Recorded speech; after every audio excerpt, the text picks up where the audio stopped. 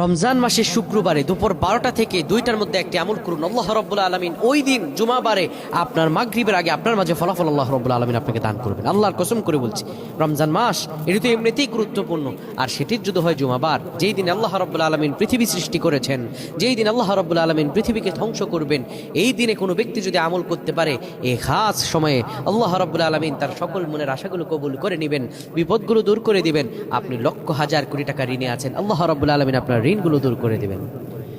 আমার রব আল্লাহ তাআলা বলেন, উদউনি আস্তাজিব লাকুম। আল্লাহ রাব্বুল আলামিন বলেন, শোনো দুনিয়ার মানুষেরা, তোমরা আমার কাছে যাও, পৃথিবীর মানুষের কাছে চাইবা, পৃথিবীর মানুষ তোমাদেরকে কিছু দিতে পারবে না। বান্দারে হতাশ হয়ো না, তোমরা আমার কাছে চাও, আমি রব, আমি তোমাদের প্রভু, আমার কাছে চাইলে আমি আল্লাহ তাআলা দিয়ে দিব।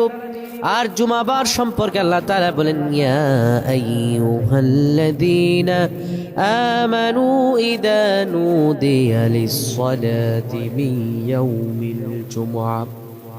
বান্দা, তোমাদেরকে যখন জুমার আজান দিয়ে ডাকা হবে, ফাসআউ ইলা যিকরিল্লাহি ওয়া যারুল বাই, সব কেনাবেচা বন্ধ করে দিবা। জুমার দিন একটা গুরুত্বপূর্ণ দিন, দোয়া কবুলের দিন।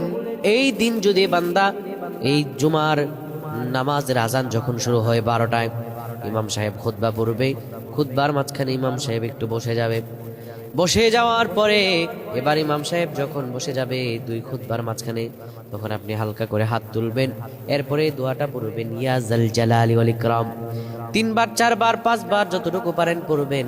এরপর আল্লাহর কাছে মনের আশাগুলো পড়বেন। আপনি ঋণগ্রস্ত আছেন লক্ষ কোটি টাকার ঋণে, আপনি জর্জরিত আছেন, যত বিপদে আছেন, আমার রব আল্লাহ আপনার সব বিপদগুলো দূর করে দেবেন, মনের আশাগুলো পূরণ করে দিবেন।